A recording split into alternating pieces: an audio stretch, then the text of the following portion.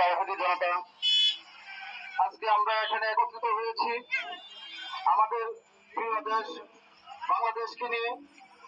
ISKCON নেতা ষড়যন্ত্র করতেছে, রাষ্ট্রদ্রোহী বক্তব্য দিচ্ছে, দিন দিন মুসলমানদের মধ্যে বিভ্রান্ত ছড়াচ্ছে। এর প্রতিবাদে আমাদের বড় ভাই মৌলানা মাহমুদুল হাসানের নেতৃত্বে অল্প কিছুক্ষণের মধ্যেই মিছিল হবে। সম্মানিত তাওহীদি জনতা, আমাদের ঘুমিয়ে থেকে চলবে না, আমাদের থাকতে হবে। এই দেশে নানানভাবে দেশকে অস্থিতিশীল করার জন্য রাজহার চেষ্টা করছে। ইনশাআল্লাহ আল্লাহর সহায় থাকলে অবশ্যই মুসলমানের বিজয় হবে। কোনো চক্রান্তকে কোনোভাবেই